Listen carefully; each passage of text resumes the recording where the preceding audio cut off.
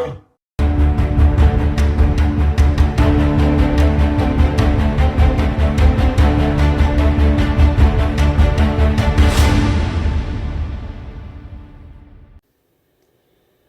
সাহিত্যের অমূল্য সব লেখা নিয়ে নিয়মিত আপনাদের সঙ্গে থাকব আমি দেবস্মিতা।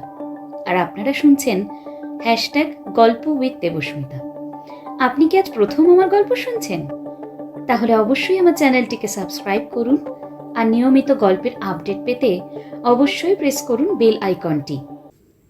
আজকের গল্প বুদ্ধদেব গুহর লেখা নিনি কুমারীর বাঘ।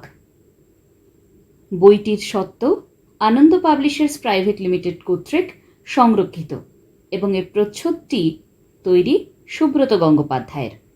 তাহলে শুরু করা যাক আজকের গল্প নিনি কুমারীর বাঘ। আজকে শুনবেন প্রথম পর্ব।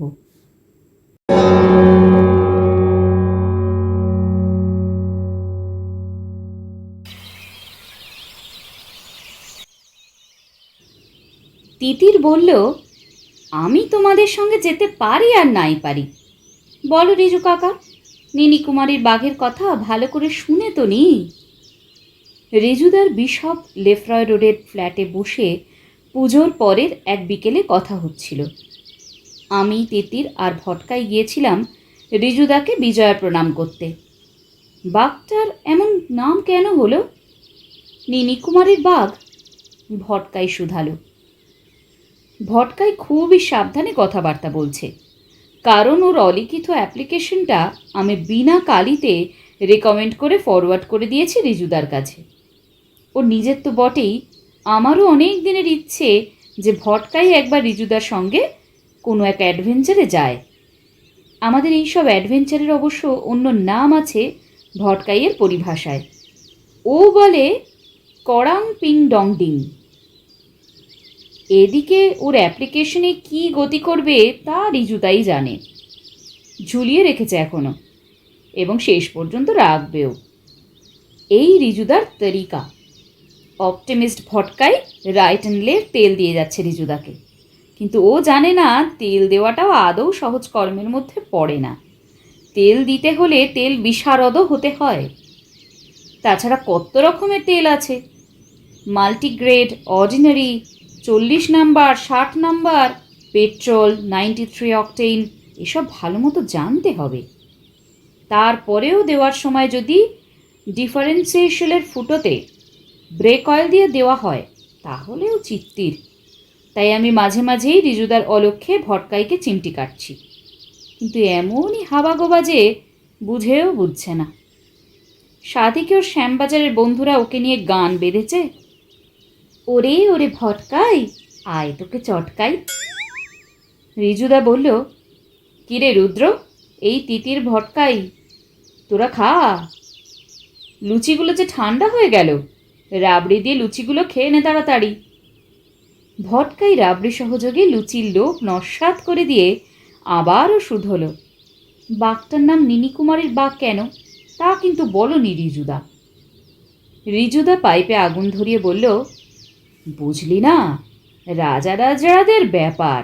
সব রাজপরিবারেরই রেওয়াজ ছিল যে রাজকুমারীরাও বয়স 12-13 হলেই তাঁদের প্রথম বাঘটি শিকার করবেন রাজকুমারদেরই মতন।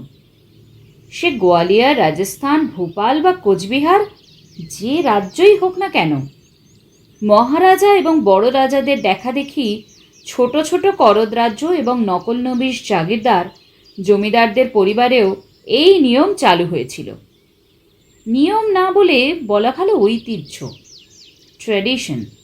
ভারতবর্ষ হচ্ছে ট্র্যাডিশনের দেশ, বুঝলি?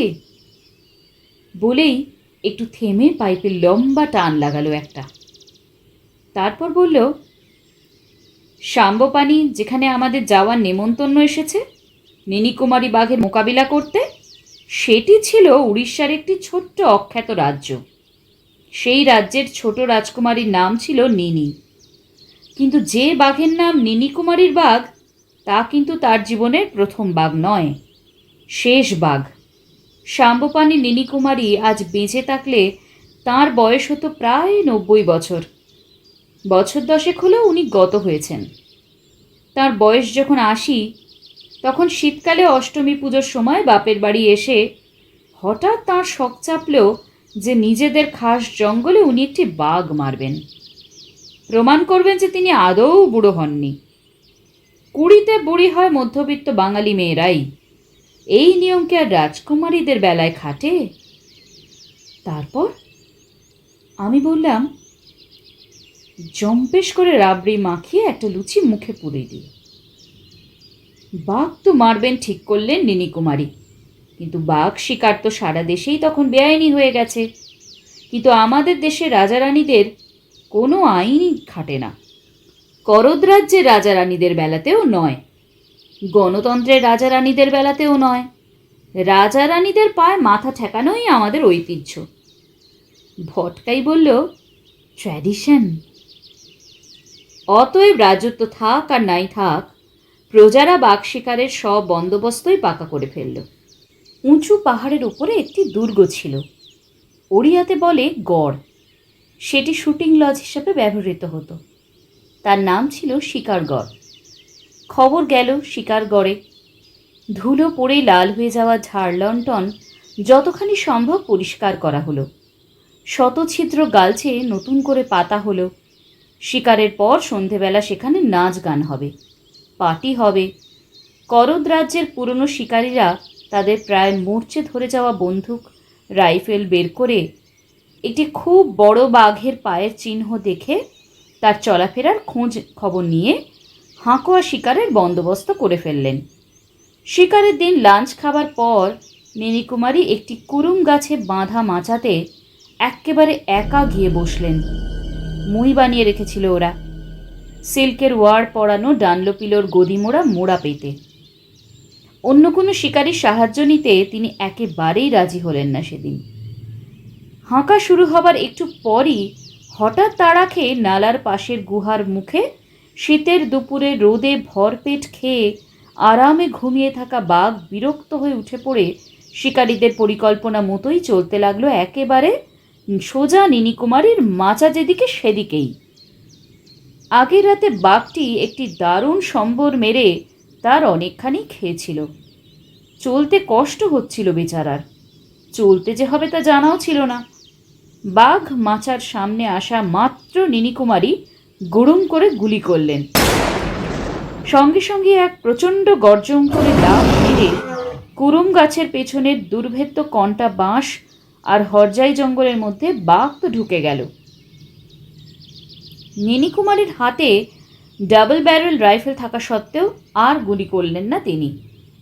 কোনো শিকারীকেও তিনি বাঘের রক্তের দাগ দেখে অনুসরণ করতে মানা করলেন। মাচা থেকে নেমে রাইফেলটি খুলে সুগন্ধি সিল্কের রুমালে কাঁচ মুছতে মুছতে বললেন যে গুলি লেগেছে বাঘের বুকে, হটে, 375 ম্যাগনামের গুলি। বাঘ মরে পড়ে থাকবে। কাল সকালে পোড়ো নিয়ে গিয়ে খুঁজে বার করে বাঘকে নিয়ে এসো রাজবাড়িতে, বকশিস দেব তোমাদের। পোড়ো কি রিজুদা?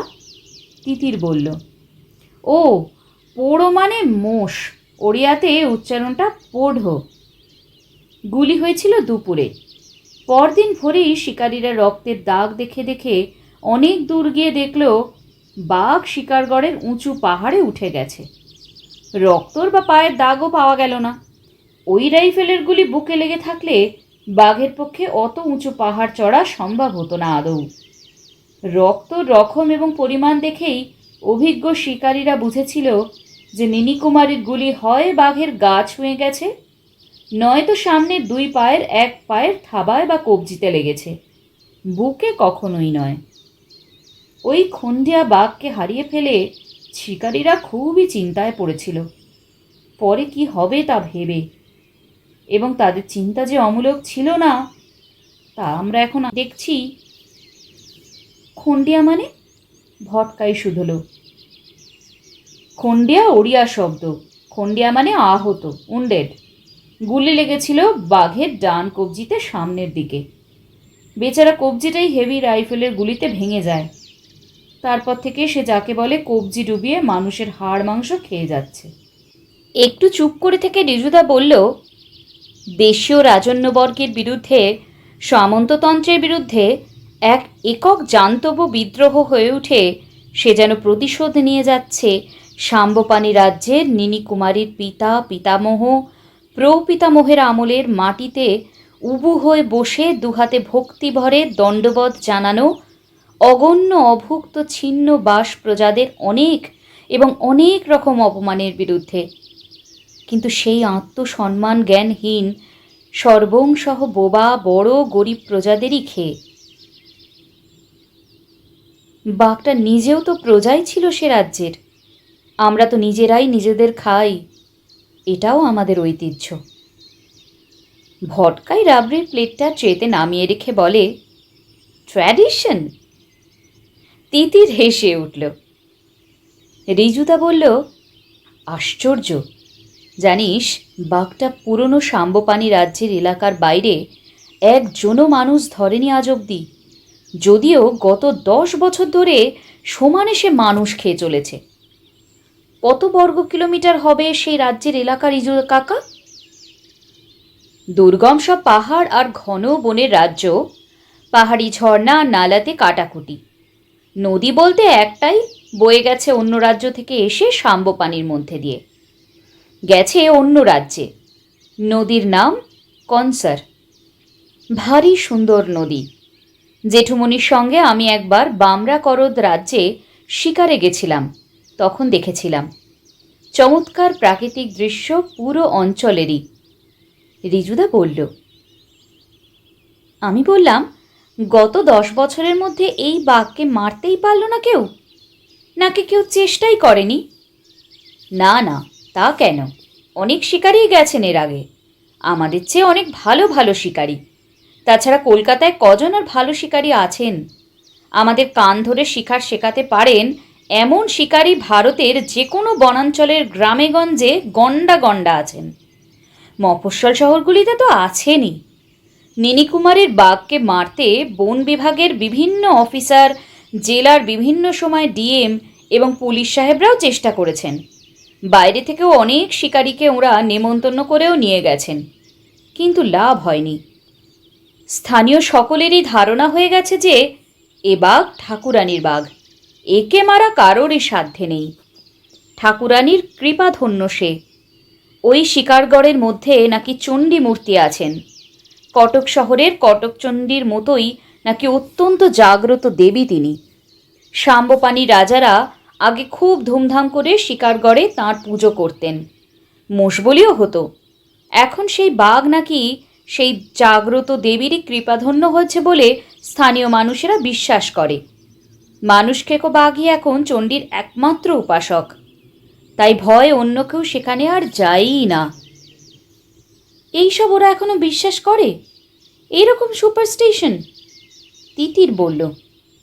ভটকাই তিতিরের মুখের কথা কেড়ে নিয়ে বলল, না কেন, কেন না? 21 শতাব্দীর দোরগোড়ায় দাঁড়িয়ে যদি রাজস্থানে এখনও 16 বছরের মেয়ে রূপ কানোয়ার সতী হতে পারে, যদি পাকিস্তানে পাথর ছুঁড়ে মেরে দোষী প্রাণ বের করা হয়, প্রকাশ্য স্থানে নিজের দেশকে ভালোবাসেন এই অপরাধে ভুট্টোকে যদি বিচারের প্রহসন করে ফাঁসি দেওয়া হয়, তবে ঠাকুরানীর বাঘে বিশ্বাস করে গভীর জঙ্গলের গরিব বাসিন্দারা বেশি দোষ করেছে কি? এই উপমহাদেশেই আবার সুপার কম্পিউটারও বসে। সত্যি সেলুকাস, কি বিচিত্র এ দেশ। আলোচনাটা অন্যদিকে ঘুরে যাচ্ছে দেখে আমি রিজুদাকে বললাম, বাঘটাকে মারবার জন্য আর কি করা হয়েছিল এই 10 বছরে? কি করা হয়নি তাই জিজ্ঞেস কর বরং, রিজুদা বলল। 5 ব্যাটালিয়ন আর্মড পুলিশও নাকি একবার পোস্ট করা হয়েছিল সমস্ত সাম্বপাণিতে ছড়িয়ে ছিটিয়ে। সিআরপিও 2 ব্যাটালিয়ন, তাদের প্রত্যেককে অটোমেটিক রাইফেল দেওয়া হয়েছিল। রাতের পর রাত অনেকগুলি জিপে ও ভ্যানে স্পটলাইট ফিট করে পুরো এলাকাতে তন্ন তন্ন করে সর্ষে দানার মতো বাঘ খুঁজে খুঁজে বেড়াতো তারা। মানুষ খেকো হয়ে যাবার পর বাঘটার উপর নাকি কমপক্ষে 25 বার গুলিও চলেছে। অনেক শিকারী মারাত্মকভাবে তাকে আহত করার দাবি করেছেন। গুলি করার পর আহত বাঘের গর্জনও শুনেছেন নাকি 3 জন শিকারী। তবুও নিনিকুমারীর বাঘ বহাল তবিয়াতেই আছে। এবং বাংলার গ্রামের শেয়াল গরমের দিনে যেমন কপাকপ কই মাছ খায়, তেমন করেই অবলীলায় মানুষ ধরে খেয়ে চলেছে। ভটকাই বলল, এই তো মহাগুলিখোর ভাগ, দেখছি রীতিমতো অ্যাডিক্ট হয়ে গেছে। ভটকাইয়ের কথা বলার ধরনে আমরা সবাই হেসে উঠলাম। রিজুদা বলল, সাম্বপানি জায়গাটা নাকি গম গম করতো এক সময়, হাট বসত সপ্তাহে 2 বার, কাঠ, বিড়ি পাতা, তামাক এসবের কারবার ভালো ছিল। সার্কাস কোম্পানি আর যাত্রাপাটি আসতো প্রতি বছর শীতকালে ধান কাটার পর। চাষাবাদ এখন প্রায় বন্ধ। যাদেরই উপায় আছে কোনো, তারাই সাম্বপানি ছেড়ে চলে গেছে অন্যত্র, গড় বাড়ি সব ফেলে রেখে। মহামারী লাগলে যেমন হয় তেমনই অবস্থা নাকি। বছরের মধ্যে এই গম গম করা রমরমে জায়গাটা কঙ্কালসার স্ত্রীহীন বস্তিতে পরিণত হয়েছে। দিনে রাতে মাত্র 2টি আপ আর ডাউন ট্রেন ছোট লাইনের এই স্টেশনটিতে এসে দাঁড়ায়। কোনো কারণে ট্রেন লেট হলে সন্ধ্যের পর প্ল্যাটফর্মে কেউ থাকে না, ট্রেনও দাঁড়ায় না সেদিন। স্টেশন মাস্টার সবুজ আলো দেখান না। সিগন্যালম্যানরা আউট সিগন্যাল থেকে নেমে দিনে দিনে চলে আসে। কখনো কখনো নেনিকুমারীর বাঘকে সূর্য ডোবার আগে প্ল্যাটফর্মে পায়চারি করতেও দেখা যায়। বাঘটার নাকি ভয় ডর নেই, কিন্তু শিকারীদের ধারে কাছে আসে না, কিলেও কখনোই ফিরে আসে না। আমি সদুক্তি করলাম, খুব কঠিন হবে তো এই বাঘকে মারা। রিজুদা যেন নিজের মনেই বলল, খুবই কঠিন। এবারে মিষ্টি দিদিদের বাড়ির ভাইফোঁটার নেমন্তন্নটা মাঠেই মারা গেল, সঙ্গে ধাক্কা পাড়ে ধুতি আর গরদের পাঞ্জাবিটাও। ওগুলো হয়তো কলকাতায় ফিরে, যদি আদৌ ফিরে যেতে পারি, পেলেও পেতে পারি, কিন্তু খাওয়াটা, বিশেষ করে মিষ্টিদের হাতে রান্না বড় বড় কই মাছের হরগৌরি, এক পাশে ঝাল ঝাল আর অন্য পাশে মিষ্টি, ইস, রিয়েলি গ্রেট লস। এখন গভীর রাত, হেমন্তের রাত। বন জঙ্গলের জানলা দিয়ে বাইরে তাকিয়েই গা ছমছম করে উঠল। অবশ্য গা ছমছম করার কারণ যে ছিল না তা নয়। আছি যে মানুষ খেকো বাঘের খাস তালুকের মধ্যেই। বন পাহাড়ে হেমন্তের দিন রাতের সৌন্দর্যই আলাদা। আলাদা তার ব্যক্তিত্ব, শীতের তাপসে আদৌ নয়। এ নেই বসন্তের চাপল্য। হেমন্ত ঠিক হেমন্তেরই মতো, এর কোনো বিকল্প নেই। হেমন্তের রাত আর হেমন্তের দিন, আহা! শিশিরের আর রাত পাখির ডানার গন্ধ, মেঠো ইঁদুরে নরম কোমল তেলাব তলপেটের মতো হেমন্ত বিকেল, কাছিমের পিঠের মতো কালো উজ্জ্বল হেমন্তর এই স্তব্ধ শিশির ভেজা রাত তুলনাহীন। শেষ রাতের এক ফালি চাঁদ উঠেছে সেগুন জঙ্গলের মাথা আর কনসান নদীর পাশেই যে কুচিলাখাই পাহাড়, তার ঠিক মাঝখান দিয়ে দিগন্ত ঘেঁষে। অমাবস্যার পরের ঘন কালো রাতে ওই এক ফালি চাঁদ তো নয়, মনে হচ্ছে যেন অর্ডার দিয়ে বানানো রূপোর একটি ছোট্ট বাঁকা তরোয়াল। বনে জঙ্গলে এসে এই কলুষহীন স্নিগ্ধ সুন্দর চাঁদকে দেখে মাঝে মাঝেই আমার মনে হয় যে মানুষ চাঁদে পা না দিলেও পারত। খুবই বোকা বোকা ভাবনা, সন্দেহ নেই। ভটকাই এখন ঘুমোচ্ছে ওর বিছানাতে, একেবারে কেষ্টনগরে চূর্ণী নদীর কাদা হয়ে কম্বল মুড়ে। এই ঘরে আমাদের দুজনের ব্যবস্থা, মধ্যে বাংলোর ডাইনিং কাম সিটিং রুম, আর ওপাশের ঘরে রিজুদা শুয়েছে। যে কোনো বন বাংলোরই ঘরগুলো কেমন, মানে ভালো কি মন্দ, তা ধর্তব্যই নয়, আসল হলো বারান্দা।